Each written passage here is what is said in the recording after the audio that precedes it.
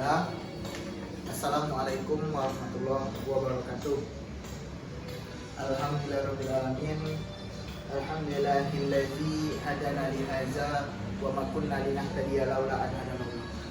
Asyhadu an la ilaha illallah wa asyhadu anna Muhammadan abduhu wa rasuluh la nabiyya ba'da, amma ba'du. Singkat saja, bersyukur kita kepada Tuhan Yang Maha Esa atas segala nikmat dan hidayahnya yang telah dilimpahkan kepada kita, dan berselawat kita kepada Nabi Muhammad SAW yang merupakan tokoh pendiri Islam, penjunjung Islam yang telah mengajak kita dari dunia kejahilan ke dunia yang penuh dengan kebahagiaan. Langsung saja, nama saya Rizky Ramadan, NIM saya 2311010055. Di sini saya akan menjelaskan atau menguraikan sebuah karya artikel saya dengan judul Peradaban Islam pada Masa Bani Daulah Abbasiyah. Di sini saya akan membahas beberapa rumusan masalah. Yang pertama, bagaimana proses Bani Abbasiyah ini berdirinya. Dan yang kedua, bagaimana periodisasi semasa pemerintahan Daulah Bani Abbasiyah tersebut. Dan yang ketiga, apa saja kemajuan yang telah dicapai pada masa Bani Daulah Abbasiyah dan faktor apa yang mendukung kemajuan tersebut. Dan yang terakhir ialah keruntuhan. Apa yang menyebabkan keruntuhan Daulah Bani Abbasiyah ini. Dan adapun tujuan kami menulis artikel ini ialah sebagai berikut ini. Yang pertama, memberitahu para pembaca tentang bagaimana proses Daulah Bani Abbasiyah ini bisa berdiri. Dan yang kedua, juga untuk menjelaskan periode-periode apa yang ada pada masa Daulah Bani Abbasiyah. Dan yang ketiga, serta untuk menjelaskan apa saja kemajuan yang telah dicapai dan apa saja faktor pendukung kemajuan tersebut. Dan yang terakhir ialah tujuan kami untuk menjelaskan atau menguraikan kepada pembaca apa yang menyebabkan keruntuhan Bani Daulah Abbasiyah tersebut. Baiklah, sebelum kita memasuki masalah-masalah yang akan kita bahas, kita perlu menjelaskan atau mengutarakan apa yang disebut dengan Daulah Bani Abbasiyah tersebut. Pada masa peradaban Islam, pada masa Daulah Bani Abbasiyah inilah peradaban Islam itu mengalami puncak kejayaannya. Mulai dari perkembangan ilmu pengetahuan yang sangat maju, yang diawali dengan penerjemahan naskah asing, terutama bahasa Yunani ke bahasa Arab. Pendirian pusat ilmu dan perpustakaan terbentuknya mazhab ilmu pengetahuan dan keagamaan sebagai buah dari kebebasan berpikir. Dinasti Abbasiyah ini merupakan dinasti Islam yang paling berhasil dalam mengembangkan peradaban Islam. Para ahli secara tidak meragukan hasil kerja para pakar pada masa pemerintahan dinasti Abbasiyah dalam memajukan ilmu pengetahuan dan peradaban Islam. Kekuasaan dinasti Abbasiyah adalah melanjutkan kekuasaan dinasti Bani Umayyah. Jadi dinasti Abbasiyah ini berdiri sesudah runtuhnya Bani Umayyah. Dan kenapa daulah ini dinamakan dengan Bani Abbasiyah? Dinamakannya Daulah Bani Abbasiyah itu karena pendiri dan penguasa dinasti ini adalah keturunan Abbas, yaitu pamannya Nabi Muhammad SAW. Dinasti Abbasiyah ini didirikan oleh Abdullah Al-Safa ibnu Muhammad ibnu Ali ibnu Abdullah ibnu Al-Abbas. Beliau ini dilahirkan di Humaymah pada tahun 104 Hijriah. Dia dilantik menjadi khalifah pada tanggal 3 Rabiul Awal 132 Hijriah. Kekuasaan dinasti Bani Abbasiyah ini berlangsung dari tahun 750 Hijriah. Kemudian pada abad ke-7 terjadi pemberontakan di seluruh negeri. Pemberontakan yang paling dahsyat dan merupakan puncak dari segala pemberontakan, yakni perang antara pasukan Abdul Abbas melawan pasukan Marwan ibnu Muhammad atau disebut juga dengan dinasti Bani Umayyah yang akhirnya dimenangkan oleh pasukan Abdul Abbas.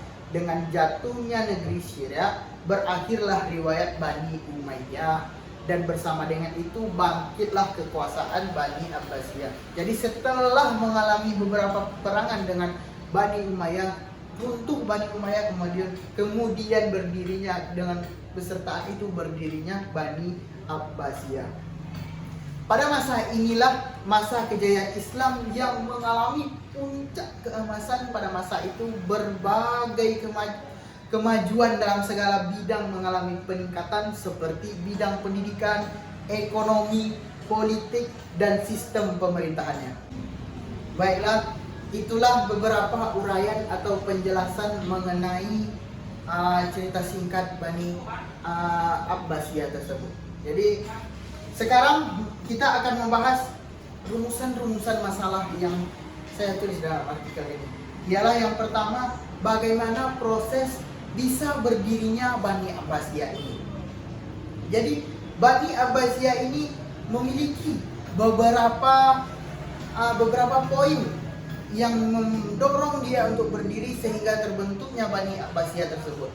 Di antaranya ialah yang pertama, timbulnya pertentangan politik antara Muawiyah dengan pengikut Ali bin Abi Thalib atau Syiah. Itu yang pertama. Dan yang kedua, timbulnya politik penyelesaian khalifah dan konflik dengan cara berdamai. Dan yang ketiga, adanya dasar penafsiran bahwa kekuatan keputusan politik harus didasarkan pada Al-Quran dan oleh golongan Khawarij, orang Islam non-Arab. Seterusnya, bertambah gigihnya perlawanan pengikut Syiah terhadap Umayyah setelah terbunuhnya Husain bin Ali dalam pertempuran Karbala.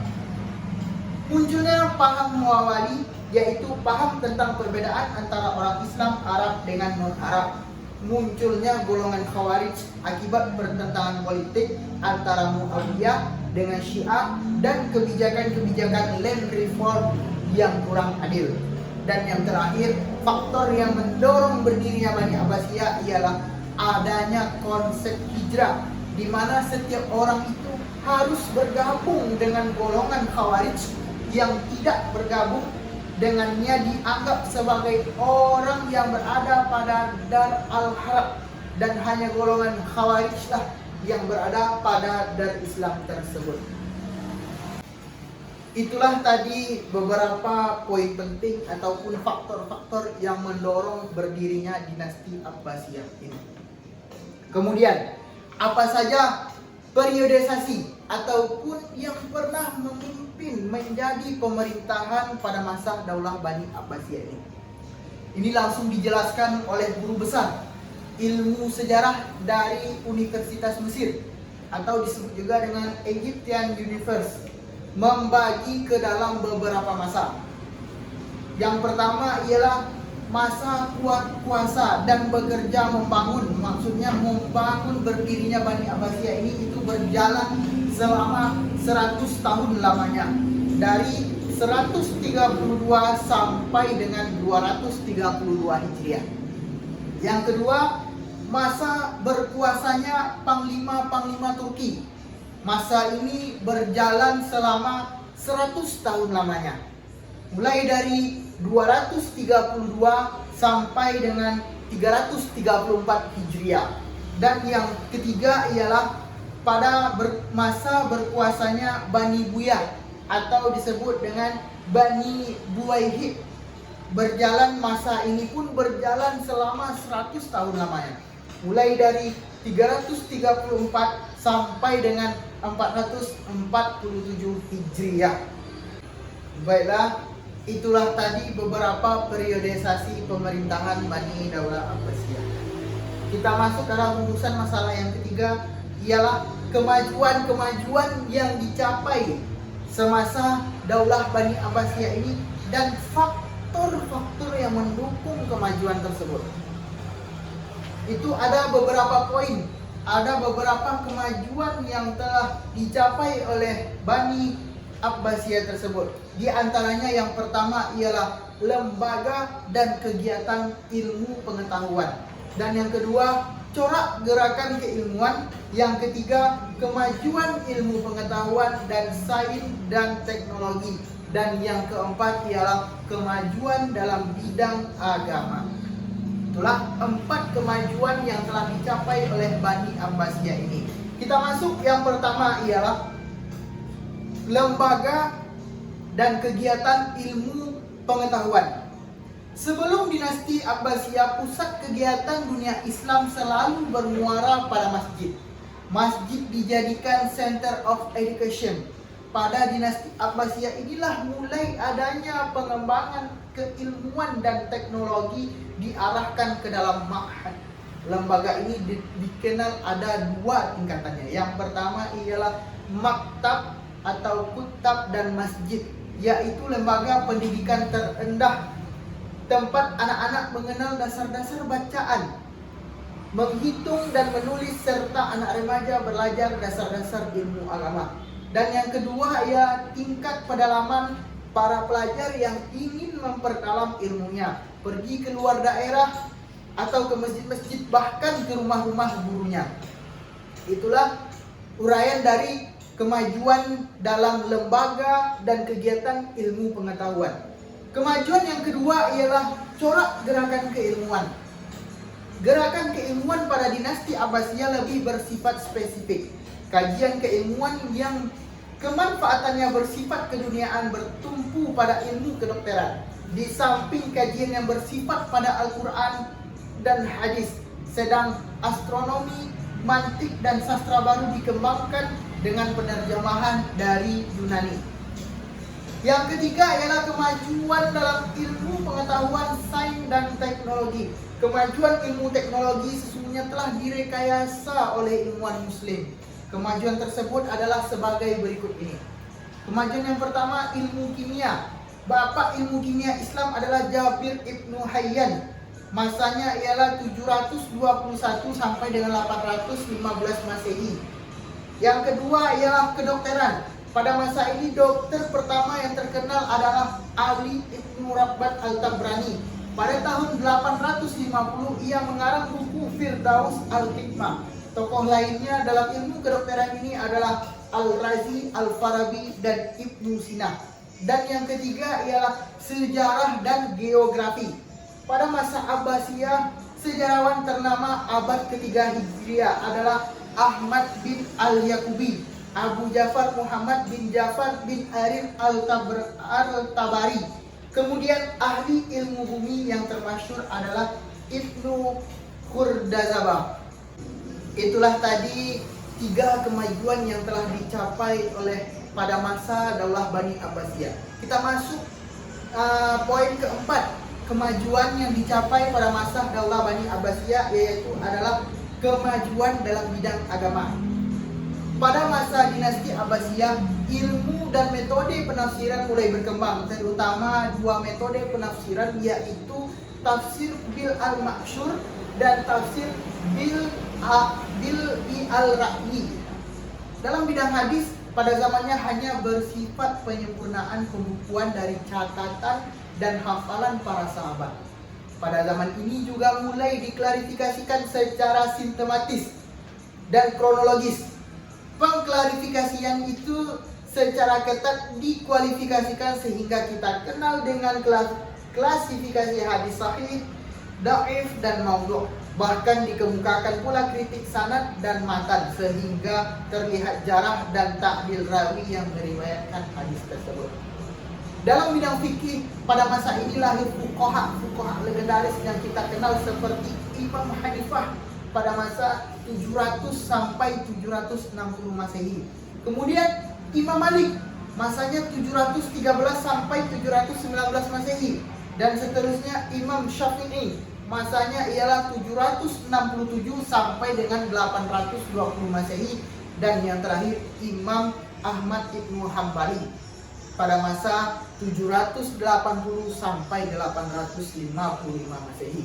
Ilmu lughah tumbuh berkembang dengan pesat pula karena bahasa Arab yang semakin dewasa memerlukan suatu ilmu bahasa yang menyeluruh. Ilmu bahasa yang dimaksud adalah ilmu nahu, saraf, ma'ani, bayan, badi', arud, dan insya. Sebagai kelanjutan dari masa Amawiyah I di Damaskus. Itulah beberapa penjelasan mengenai kemajuan-kemajuan yang telah dicapai pada masa Bani Daulah Abbasiyah dan beberapa faktor pendukung kemajuan tersebut pada masa Daulah Bani Abbasiyah.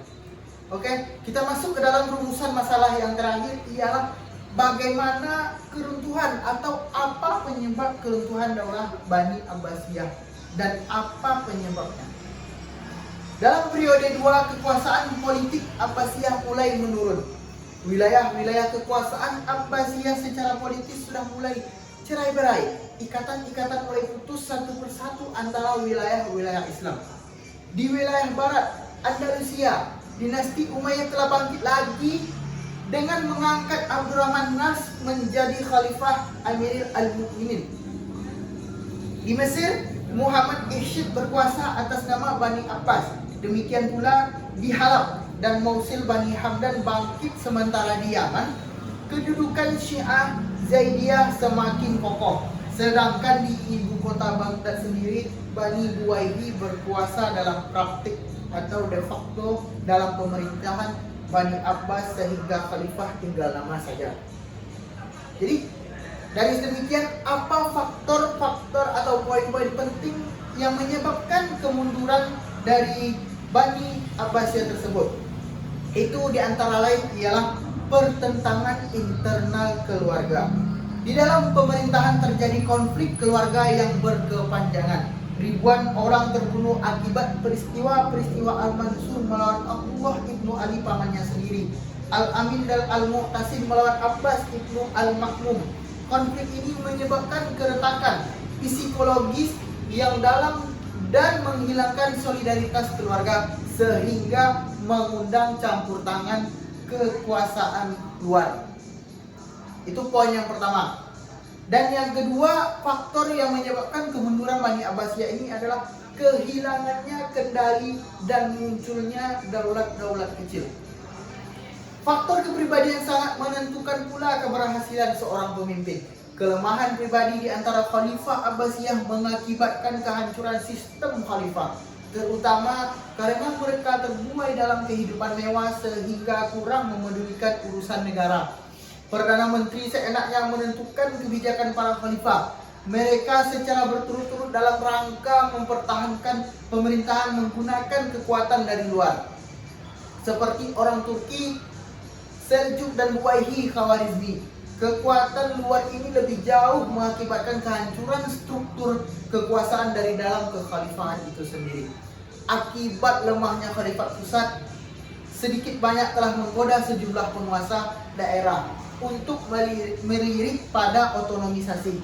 Para gubernur yang berdomisili di wilayah barat Baghdad seperti Al-Rabiyah, Indrisiyah, Fatimiyah, Amawiyah II, Tuluniyah, Hamdaniyah maupun yang berdomisili di timur Baghdad seperti Tahiriyah, Safariyah, Ghaznawiyah, Samawiyah mencoba untuk tidak taat lagi pada khalifah pusat Baghdad. Dalam keadaan yang penuh kekacauan dan berkeping-keping inilah datang pasukan Hulalu Khan dengan tentara Tartarnya pada tahun 1258 Masehi menghancurkan Baghdad.